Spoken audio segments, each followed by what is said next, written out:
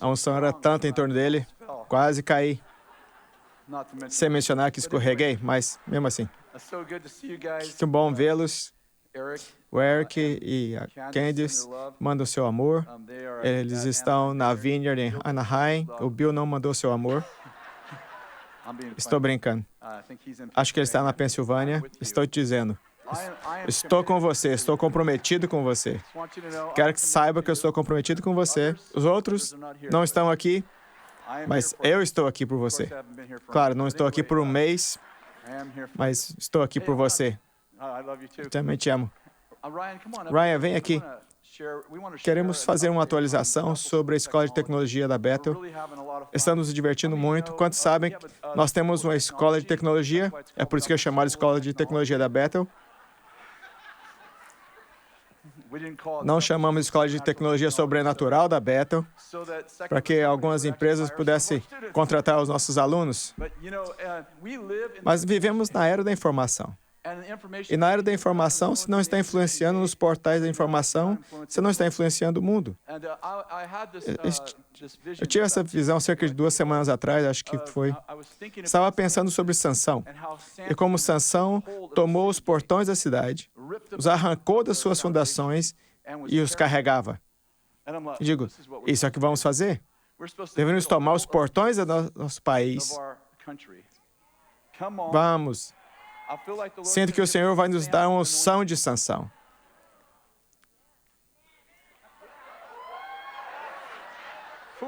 Quase rasguei minha camisa. Mais frequentemente minhas calças. Mas Deus vai nos dar uma unção de Sansão e vamos tomar os portões e as portas do inferno. Não vão prevalecer contra nós. Desse desejo de ver o reino espalhar por toda a parte, estamos elaborando estratégias sobre como influenciamos as pessoas e que estão influenciando o mundo. E disso saiu a Bethel Technology. Esse é o Ryan Collins, ele é o nosso CEO. Ele é incrível, bem bonito também, não importa. Ele é casado, senhoras, ele é casado, sua esposa está aqui com seus filhos. Tenho certeza que pode levá-lo para jantar. Mas fala um pouco sobre a Escola de Tecnologia. Começo com 18 meses atrás, compartilhe. Sim, como sabem, que começamos a Escola de Tecnologia da Bethel em janeiro de 2018. É o primeiro campo de desenvolvimento de software cristão no mundo. Estamos um pouco loucos ou estamos curtindo alguma coisa, ou os dois? Estamos em Jesus. Só para ficar claro, essa coisa de maconha aqui é grande no condado, mas estamos falando da coisa verdadeira. Você me deu 2 cultos para falar isso. Estou te ajudando. Nos últimos 18 meses, tivemos 300 alunos no nosso programa, tendo uma faixa de 85% de empregos, com 120 dias de graduação. Sabe o que isso quer dizer? Você recebe uma educação que te dá um emprego. É uma ideia totalmente nova. É bom. É isso que você estava procurando. E assim nós nos propusemos a criar isso porque os empregos mais de requerimento no mundo são em tecnologia. São 500 mil vagas abertas agora, enquanto falamos, e isso vai crescer para mais de 1 milhão nos próximos anos. Como iria se desenvolvêssemos pessoas com habilidade e com caráter que poderiam ir a esses lugares e trazer a presença de Deus e ter um profundo impacto, sendo o amor de Cristo em uma maneira autêntica. E a beleza disso é que quando lançamos esse programa e as conversas e relações que estamos construindo com grandes empresas, sejam ou não de tecnologia, quando falam conosco, o que eles amam é que essa questão do caráter é uma narrativa tão importante no espaço tecnológico. Eles querem elevar o seu local de trabalho e falam sobre integridade, nobreza, cultura de honra, e assim dizer, estou parafraseando, mas esse relacionamento saudável, comunidade, alguma dessas coisas parece familiar com você, são coisas, valores do reino que nós pregamos e ensinamos e ferramentas que nós damos aos nossos alunos durante o programa. programa. E essas empresas estão investindo milhões de dólares para melhorar seu lugar de trabalho e ver a gente como um campo baseado em propósito, em valor, o primeiro, e que tem os valores do reino e que devem ser atrativo a todos os lugares, e oferecendo soluções práticas e desafios. E mais do que a habilidade, o caráter é que são tão motivados. Nós temos esses testemunhos tão incríveis desses alunos, dessas empresas causando um impacto profundo. Como se envolver? Vai para battletech.net. Você vai ver o website no slide. Todas as informações estão ali. É um programa online. São 9 meses de duração. O salário em médio é de coisa de 770 mil para quem começa. Acabei de ler um repórter na CNBC que o salário de um desenvolvedor e cientista vai continuar aumentando, e em 3 a 5 anos não é incomum que um desenvolvedor faça mais de 100 mil dólares. É incrível só num ponto de vista disso, mas está trazendo para o espaço, acho que é a transformação que acontece. Abençoe o Ryan. Deus te abençoe. Bom trabalho. Fantástico. Pega uma mão, vamos orar pelo pregador. É para o seu bem. Confia em mim. Senhor, quero nos abençoar o pregador e abençoamos o ouvinte. E ouvimos o Espírito Santo que toque todos nós e que abra os caminhos dos nossos corações para que tenhamos poder para mudar o mundo. Amém. Comecei uma série 20 anos atrás e tenho trabalhado nisso passo a parte. Essa é a parte 400. Chama-se Tornando-se um Arquiteto Cultural. Comecei, na verdade, um mês atrás, essa é a parte 2. Abre no Isaías 61, vamos fazer um review. Esse é chamado a missão do Messias. Isso é o que Jesus leu em Lucas 4, quando ele sentou na cadeira que estava vazia há 400 anos. E ele proclamou: o Espírito do Senhor está sobre mim. Mas essa missão era para começar com Cristo, mas também uma missão para nós. E quero ler e falar sobre isso, como isso se relaciona com a ideia de se tornar arquitetos culturais. O Espírito do Senhor Deus está sobre mim, escreve.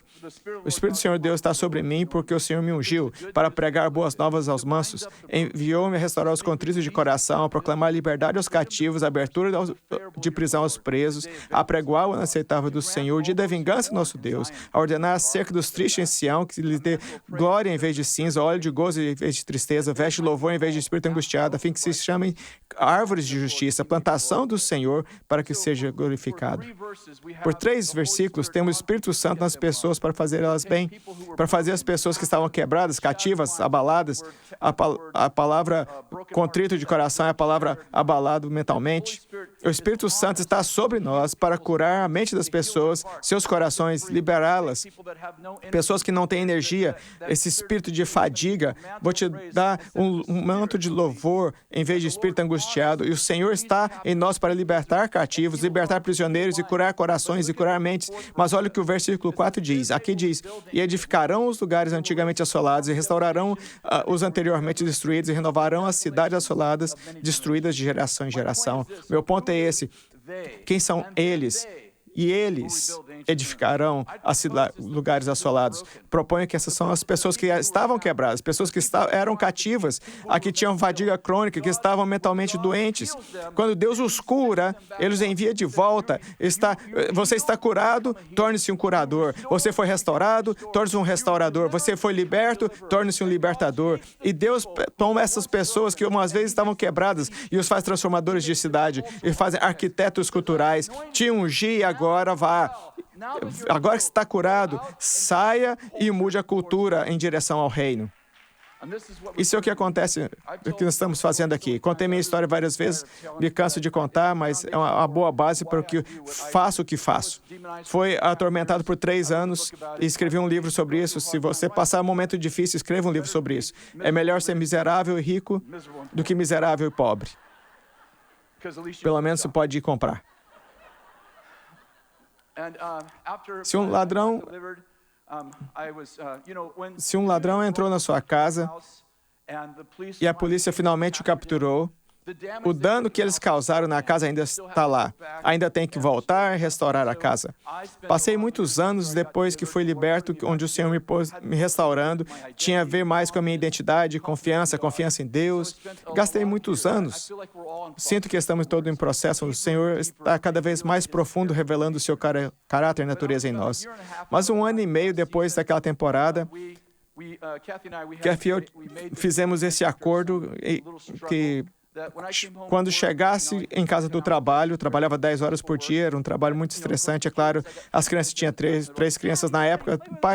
Papai, brinca conosco. Chamamos isso de decompressão. Eu poderia descomprimir por 1 hora.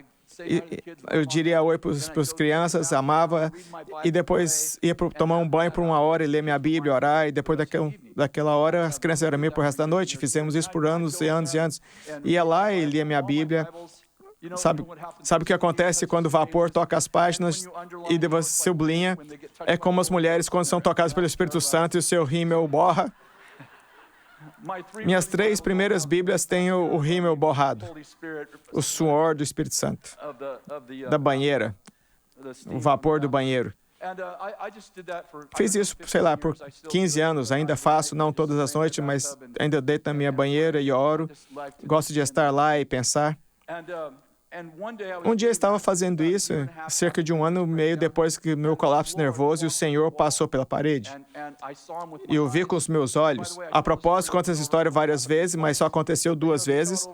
Quando você fala várias vezes, as pessoas, oh, ele é tão espiritual.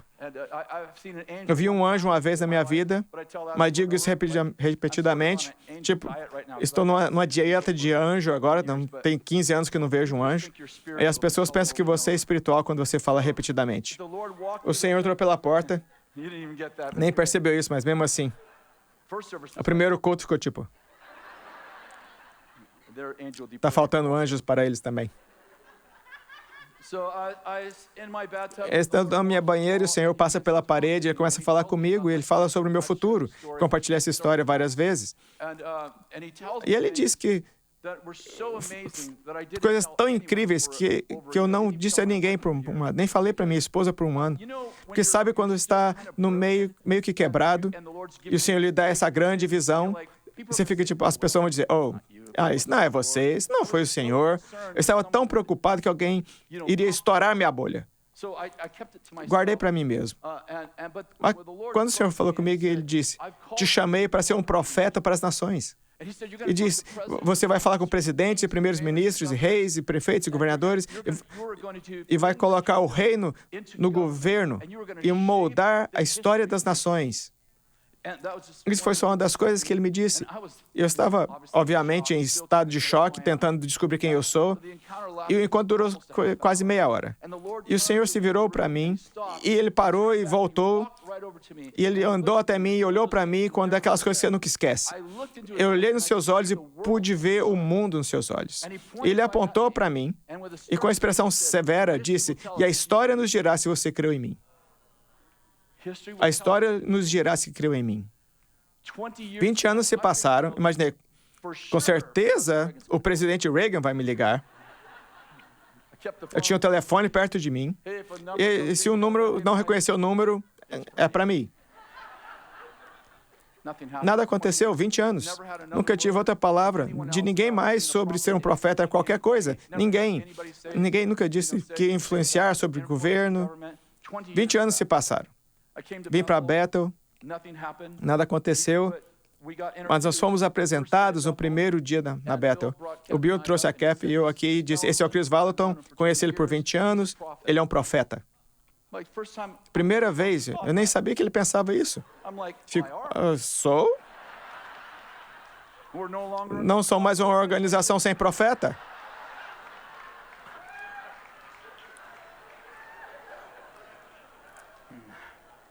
A maioria da igreja mas deixa para lá.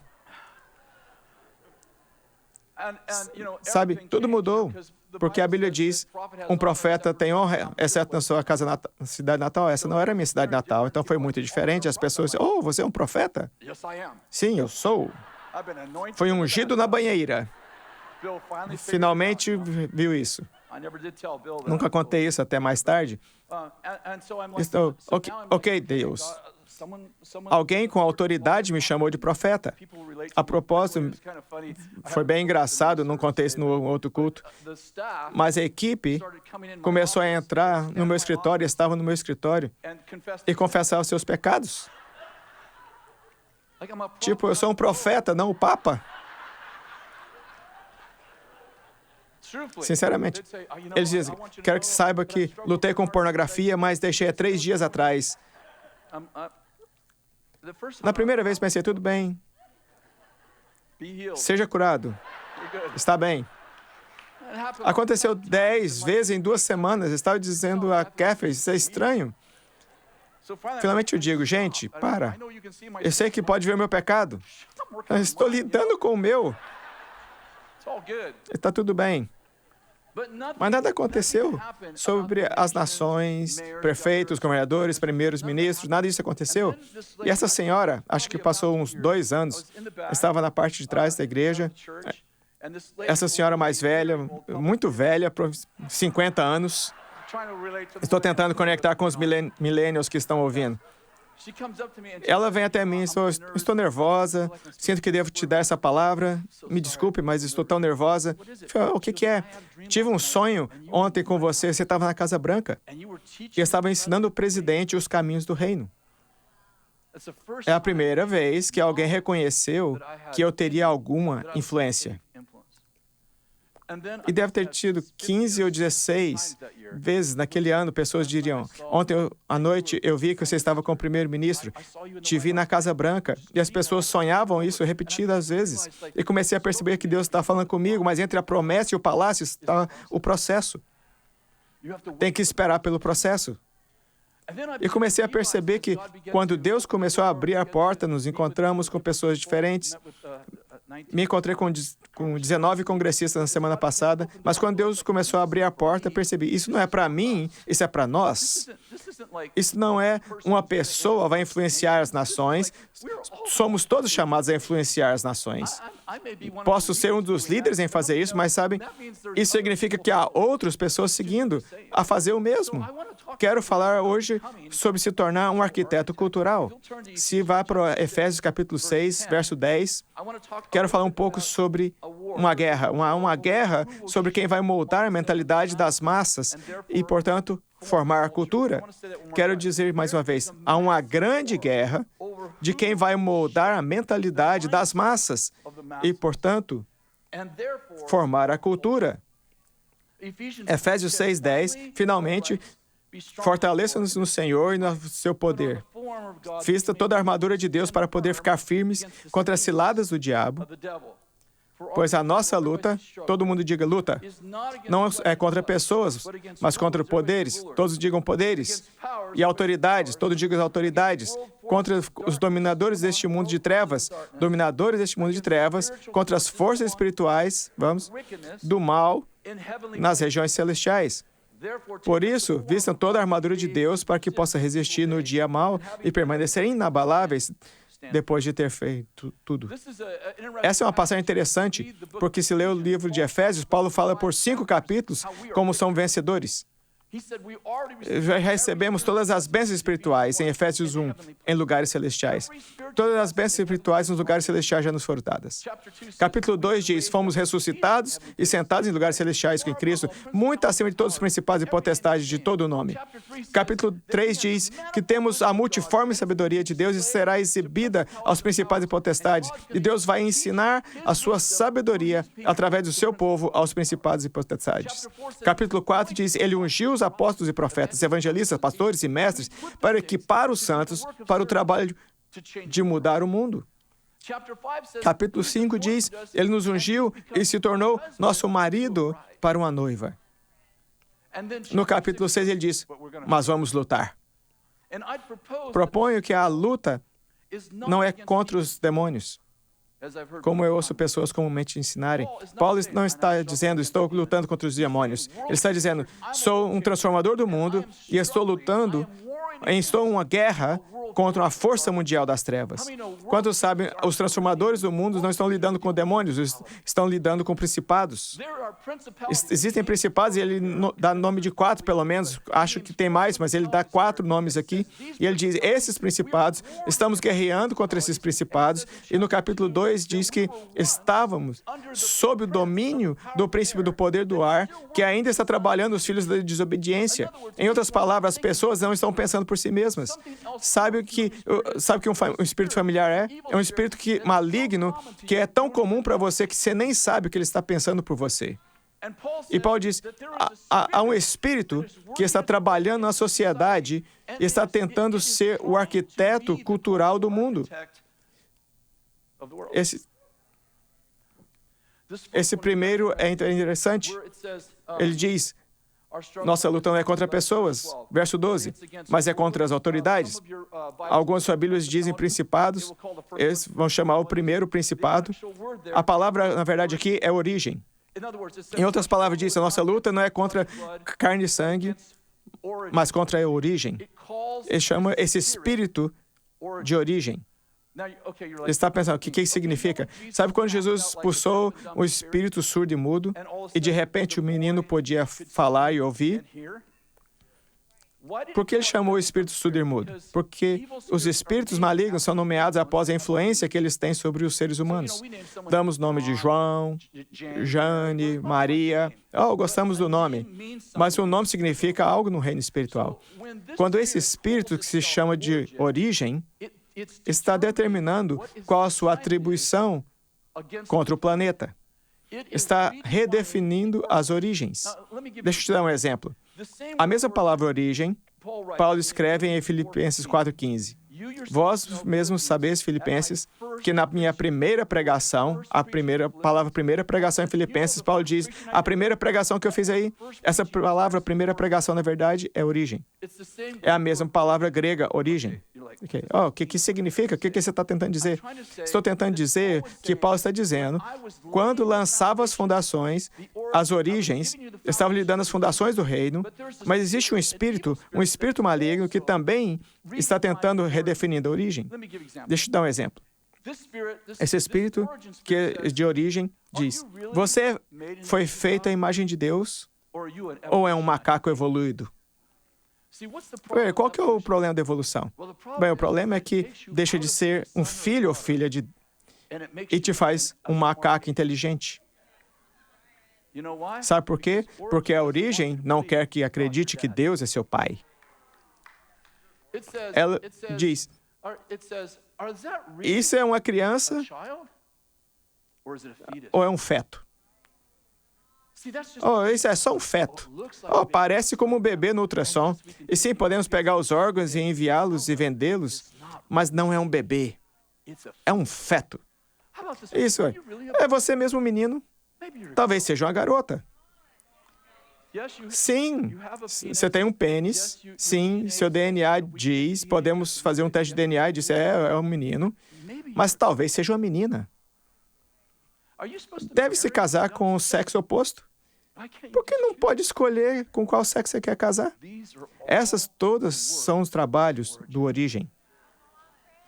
Isso é o que acontece quando as pessoas inteligentes, você confia neles, podem ser seu médico, os seus conselheiros, pode ser alguém que é um engenheiro, alguém que você confia, mas nesse assunto, alguém os está ensinando. Já percebeu como é irracional? Evolução, basta adicionar 1 bilhão de anos e tudo faz sentido. Pense nisso, ninguém criou você.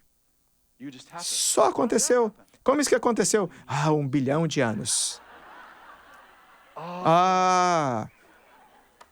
Faz sentido? 2 Volkswagens se encontram um com o outro e sai um Corvette. É ridículo. Espere. Demorou 1 bilhão de anos. Puxa, pensei que eu estava sendo totalmente irracional.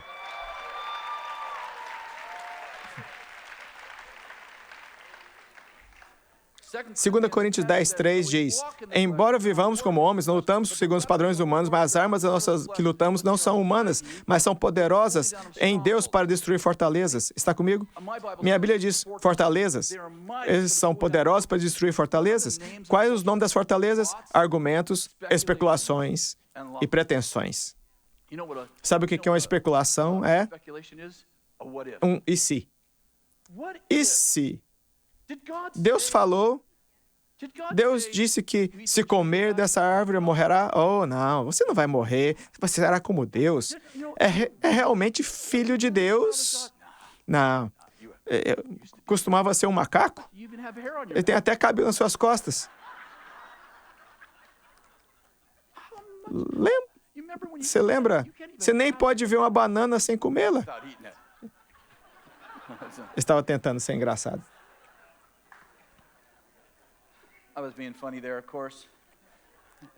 Meu ponto é esse, que as especulações são muitas vezes predicadas por um espírito.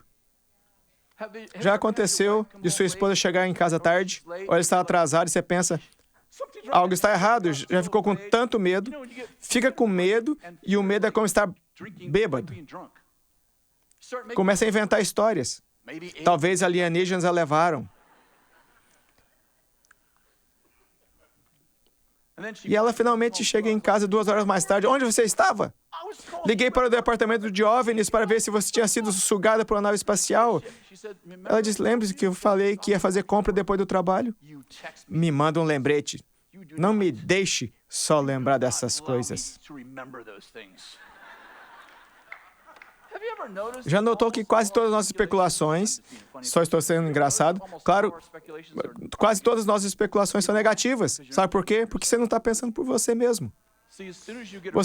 Assim que você tem com medo, tocou no origem. Redefina os propósitos de Deus para mim.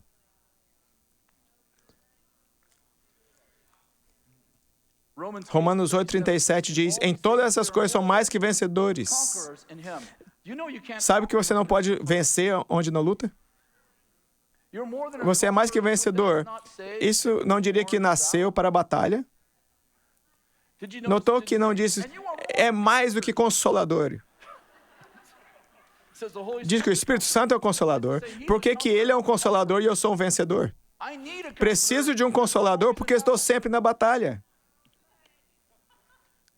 Paulo disse a Timóteo em 2 Timóteo 2:3, suporte comigo os sofrimentos como bom soldado de Cristo. Nenhum soldado se deixa envolver pelos negócios da vida civil, já que deseja agradar aquele que o alistou. Quantos sabe, você é filho e filha, mas é comissionado no exército de Deus? Já viu a laranjeira? Já viu a laranjeira se esforçando para dar laranja? Estou tentando dar uma laranja. Como é que você está hoje? Tentando dar uma laranja. Não, elas só dão laranjas. Sabe por quê? Foram criados para dar laranja. Ela pode querer ser uma macieira. Pode até pensar que é uma macieira. Enfim, não, isso é só uma piada. Estou dizendo, elas não tentam dar laranjas, elas só dão laranjas. Sabe por quê? Pelo design divino, elas foram criadas para dar laranja. Você foi criado para a batalha. Você fica tipo, oh, isso estressa demais. O que te estressa é fugir da batalha. Porque a armadura de Deus é para toda a sua frente. Você tem uma couraça de justiça, o lombo coberto. Verdade, capacete da salvação. Não tem nada na sua bunda. Costas. Costas. Sabe por quê? Porque o Senhor é a sua retaguarda. Ele te segue para a batalha. Estou te dizendo, quando está estressado, não é porque está numa batalha, é porque está fugindo da batalha. Em 2 Samuel, capítulo 11, verso 1, começa assim. Na primavera, quando os reis saíram para a guerra, Davi mandou Joabe e ficou em casa. Sabe o que o resto da história é? Ele estava na muralha do castelo, olhando para Batseba. Ela estava no banho, por isso ela é chamada Bathsheba em inglês. Tem que explicar essas coisas para as pessoas que não entendem teologia. E é por isso que se torna o pior fracasso da vida de Davi. Ele acaba engravidando ela, como sabe. Eles perdem a criança. Ele mata o marido dela, chamado Urias. Sabe o que Urias significa? O Senhor é meu fogo. Sabe que Urias era um dos 33 homens poderosos de Davi? Davi mata o homem chamado Deus é meu fogo, e o seu fogo se apaga na sua vida. Sabe qual foi o verdadeiro problema? Ele confundiu a temporada. Quando os reis saem para a guerra, ele ficou em casa, mas a proteção foi para a guerra. Quantos sabem? Quer tirar um ano sabático quando é temporada para descansar, mas não quer ter um ano sabático quando é época de lutar. Porque nasceu para lutar, sua proteção está na unção para a temporada em que deveria estar. O lugar mais seguro para estar é onde Deus está. Deus está em todo lugar, mata a teologia. Sabe o que quero dizer? Onde Deus te ordenou para estar, esse é o lugar mais seguro para estar. Sabe, em nossa história, aqueles que nós somos americanos, Deus abençoe a América. Estamos fazendo a América grande de novo. Desculpa, isso foi só um engraçado. Amo todo mundo, democratas, republicanos, independentes, Bernie Sanders, amo todo mundo. Só para ficar claro. Acordei de bom humor, está ficando melhor e melhor. No quarto culto eu vou explodir, vou ter que pregar com um saco na minha cabeça como Moisés, com a glória de Deus brilhando sobre mim. Nem me lembro do que eu estava dizendo.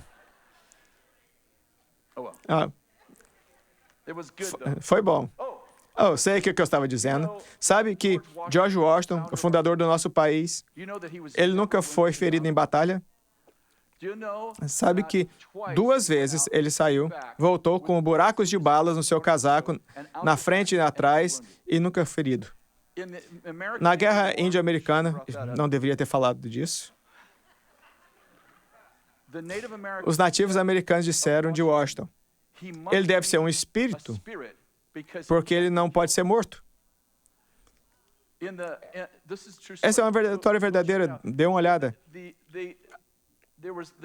Há muitos historiadores que acreditam que os britânicos desistiram da América, rendeu-se, deixou o nosso país, porque havia palavras ao rei britânico que Washington não poderia ser morto. Em um ponto, seus homens fugiram e ele ficou em um penhasco, e o exército britânico estava abaixo. Eles levantaram e esvaziaram suas armas contra o Washington. Washington ficou lá em seu cavalo e observou. E então ele partiu. E quando ele partiu, os soldados britânicos se levantaram e bateram palmas. Definitivamente não pela sua pontaria. Estou tentando mostrar que se Deus te chama para a batalha, e se Ele te chama como fundador de um país, não terminou sua missão, você está perfeitamente seguro. A menos que não vá onde Deus te chama para ir. Acho que muito estresse acontece porque nos recusamos a nos envolver. Deus diz, envolva-se. Fala, não faço confronto. Eu faço e estou em você. E você é mais do que um vencedor. Se envolva. Quero dizer que vejo cristãos fugindo da cultura em nome de todos os tipos de coisas. Amor. Amo as pessoas. Não quero dizer que elas estão erradas. Sim, elas estão morrendo. E estão ensinando seus filhos a morrer. Agora eles fazem isso no sistema escolar.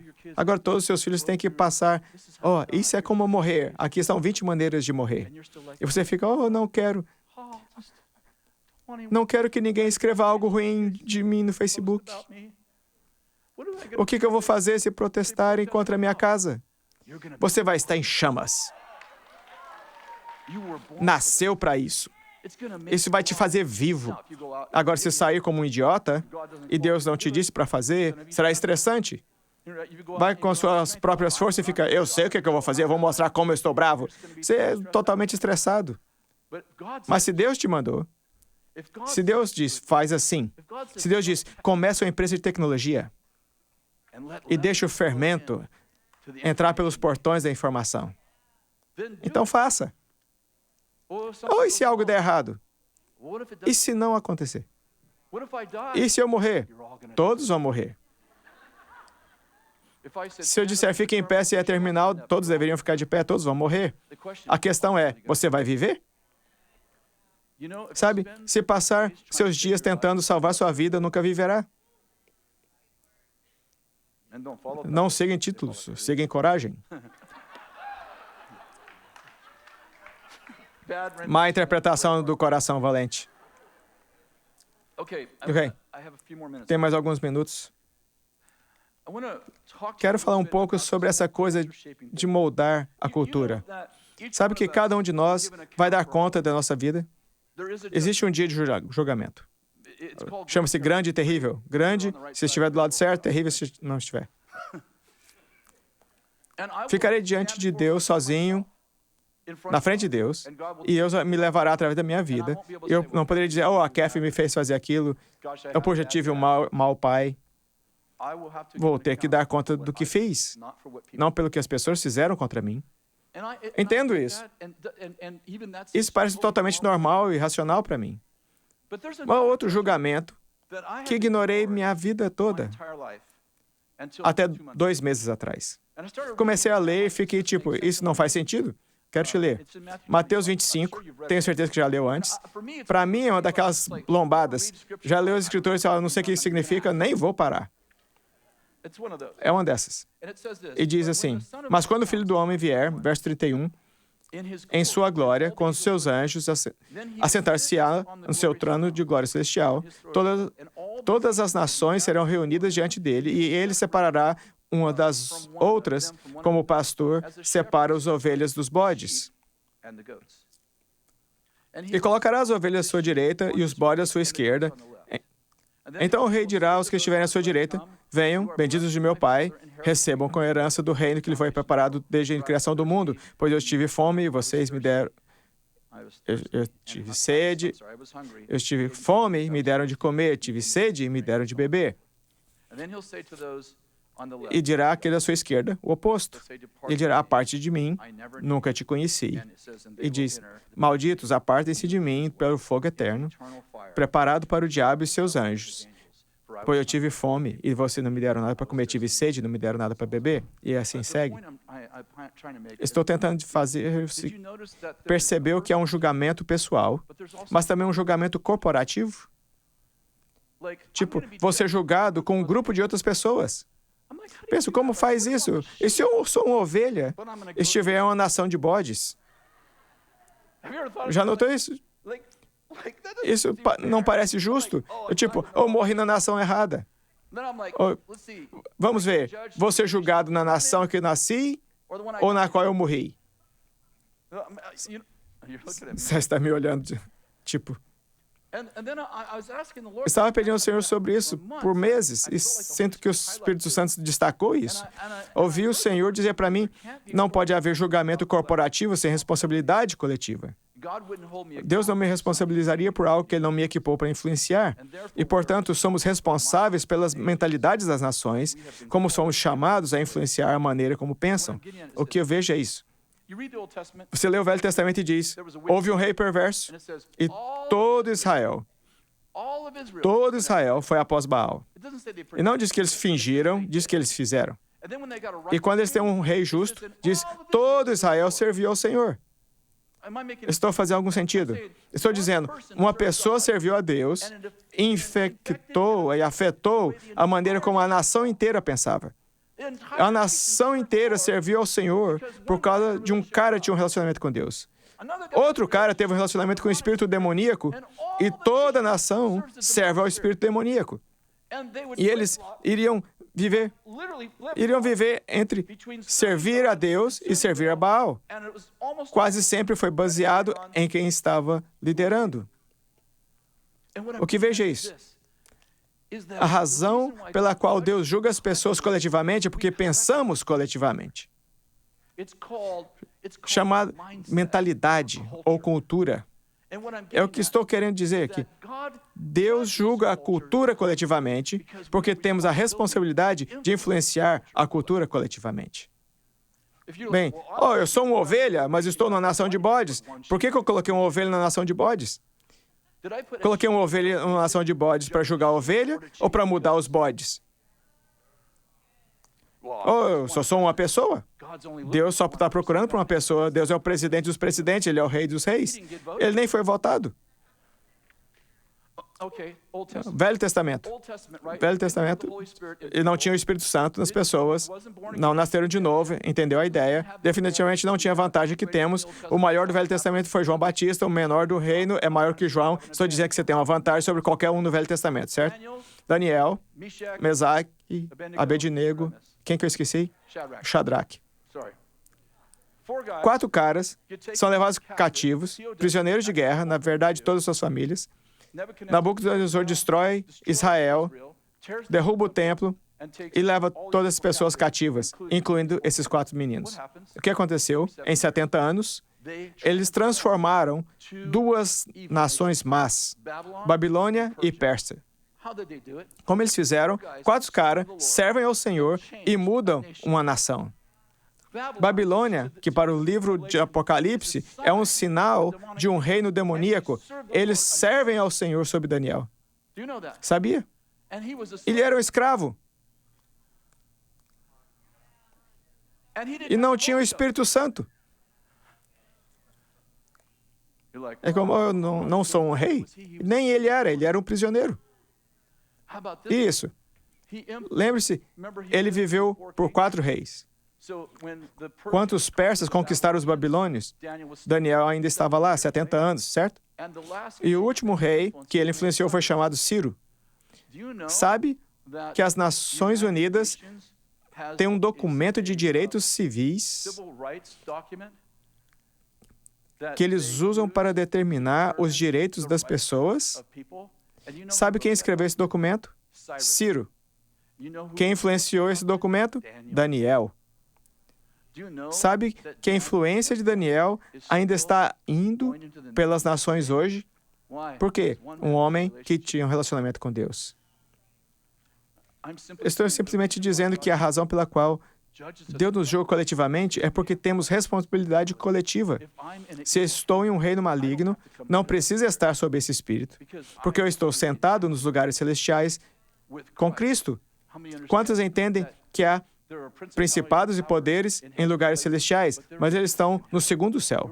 Você está no 3º céu e tudo que está sob os seus pés, o que significa o demônio mais alto no 2º céu está sob os pés do 3º céu. Bem, eu não me sinto poderoso. Bem, não é sobre sentimentos, é sobre fé. Entende que qualquer pensamento que não inspira esperança tem base em uma mentira? Somos chamados a fazer discípulos de nações.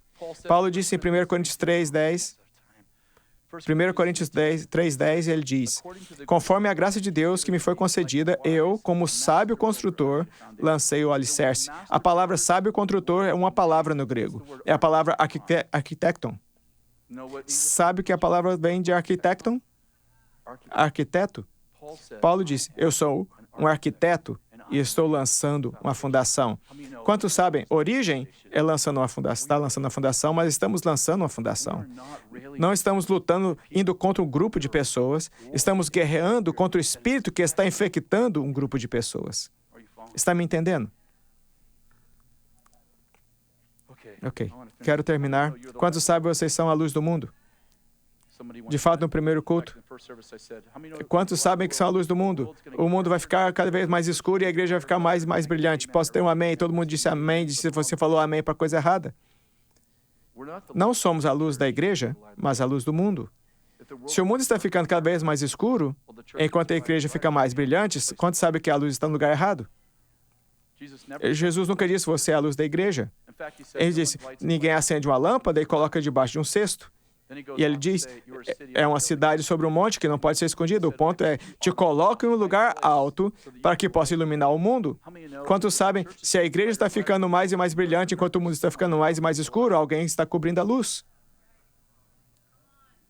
Proponho que a igreja se tornou um abajur em vez de uma luminária. Criamos teologias para fazer tudo bem. Bem, você sabe, a Bíblia diz, o diabo vai vir. O diabo que conheço foi derrotado na cruz. Ele não tem poder sobre mim, eu tenho poder sobre ele. Ou ele virá. Sabe o quê? Eu vou ser a pessoa mais feliz que a besta já comeu se eu estiver errado.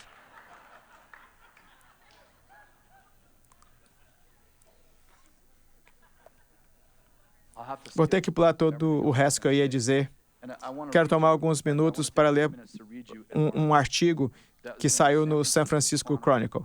San Francisco Chronicle. Em 21 de maio de 2019. Vou ler só uma parte. O título do artigo é Este é o Céu ou Redding? A cidade do Condado de Shasta, com 91 mil habitantes, tem uma igreja, Bethel, com 11 mil membros e com compromisso com a sua comunidade que é quase sobrenatural. Nenhuma instituição em nosso estado é melhor em se envolver com a sua cidade. Enquanto os especialistas dizem que o engajamento civil deve ser um plano estratégico e direcionado às questões específicas, o envolvimento da Bethel com a Redding é grande e amplo, tocando quase todo aspecto da vida civil. Está fundamentada não na linguagem do ativismo, mas na celebração do amor de Deus e deste lugar em que vivem e das pessoas daquele lugar. Essa falta de estrutura na assistência da Bethel à sua cidade sugere uma lição de construção de comunidades. Parece de pensar demais e se joga de coração e alma para atender as necessidades das pessoas. Quando o Redding Civic Auditorium estava falindo, a Bethel ajudou a montar uma ONG chamada Advance Redding para o seu gerenciamento. Quando o departamento de polícia ia demitir 4 oficiais, Bethel levantou dinheiro para manter os policiais. Depois do incêndio Carr, destruiu mais de 1.000 casas. No verão passado, Bethel doou $1.000 em dinheiro para todas as famílias, membros da igreja ou não, que perderam uma casa. A Bethel também conectou Redding com o mundo. Bethel, que tem uma equipe global de resposta a desastres e um coletivo de música cristã com alcance internacional, ajudou a persuadir a United Airlines a iniciar um voo diário sem escala entre Los Angeles e Redding no último mês. A Escola Bethel de Ministério Sobrenatural, líder nacional em atrair estudantes estrangeiros, ajudou a internacionalizar a cidade. A Bethel inspira a servir com 2 grandes mensagens. Primeiro, inspira que, através de Deus, os indivíduos podem triunfar sobre os desafios e experimentar milagres. Segundo, a igreja celebra constantemente Redding e destaca a oportunidade de participar de projetos comunitários. Bethel, essa é uma citação. Bethel encoraja todos a serem responsáveis pela área para viver sua fé em uma maneira que é sentida, diz a prefeita Julie Winter, que estava no nosso primeiro culto. Ela se levantou e todos batemos palma a ela. Bethel diz que Deus é por você. E se Deus é por você, quem pode ser contra você? Acho que Jesus disse isso. Eu vou ter que trabalhar na teologia da prefeita. Então, por que começar um novo negócio? Por que não ser voluntário para se tornar a cidade incrível? Porque, no meu caso, correr para a administração? Continua falando sobre nossos fundadores. Aqui diz, Bethel também é controverso. Alguns cristãos reclamam que a Bethel se desvia muito do cristianismo tradicional e fazem coisas estranhas, como curas e túneis de fogo. Amei. Túneis de fogo. A noção de que a Bethel é... aqui está. Com Redding, o crescimento da Bethel aumentou e as suas preocupações com o público sobre a igreja tomar domínio da cidade. Mas na cidade, muitos veem a Bethel como enviada do céu. Sua teologia pode ser um pouco estranha, mas onde estaria a cidade sem ela? Normalmente, quando o telefone toca... Quando o meu telefone toca, alguém quer alguma coisa, diz o chefe de polícia, Roger Moore. Mas quando eles ligam, é sempre para perguntar se nós precisamos de alguma coisa. Eles nunca me pediram nada. Continua falando sobre o prédio que estamos construindo e termina com isso. Sempre tive ótimas ideias, está citando alguém. Sempre tive ótimas ideias, mas só foi quando entrei nesse ambiente que eles me perguntaram o que eu ia fazer a respeito. Essa comunidade é um lugar onde pode realizar os sonhos ao longo da vida. E termina assim, em Redding, como é no céu.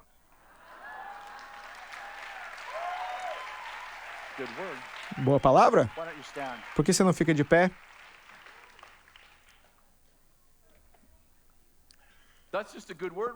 Boa palavra. Boas notícias. Coloque a mão no seu coração e diga, nasci para mudar o mundo. Sou mais do que vencedor. Não tenho medo do conflito. Nasci para o conflito. Tenho armadura para o conflito. Tenho um testemunho para o conflito. Nasci para transformar o mundo. Sou um arquiteto cultural, um filho do rei. Me movo em maravilhas, sinais e milagres para beneficiar minha cidade. Amo minha cidade. Minha cidade é a que Deus se importa. É a cidade próspera. É a cidade de um pai amoroso. É uma cidade onde as pessoas são curadas e libertas. E é a cidade onde sonhos se tornam realidade. Se quer que seus sonhos se tornem realidade, venha para a minha cidade. Amém. Essa é uma boa palavra.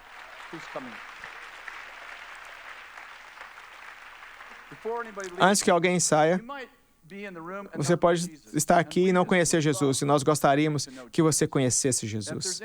Se tem alguém, nós temos um banner aqui. Estarão algumas pessoas aqui que querem orar. Eu quero te encorajar. A diferença entre as pessoas que nascem de novo e as que não nascem de novo é muito simples. Seguir a Jesus. Jesus morreu na cruz para te perdoar do pecado, mas Ele também morreu na cruz para capacitá-lo a ser tudo o que Ele te chamou para ser. Chris, você venha e conclua isso aqui. Muito obrigado. Obrigado, Chris. Obrigado. Essa é uma boa palavra. Poderíamos ter a equipe de oração rapidamente vir à frente. Se pudesse vir, se você não conhece Jesus como seu Salvador pessoal, teremos uma equipe aqui à minha esquerda. Então venha aqui, onde eles estão com a mão levantada. E essa equipe... E vamos ter um ótimo dia. Deus te abençoe. Se precisa de um milagre na sua vida, precisa de alguém orar por você, vem aqui à frente.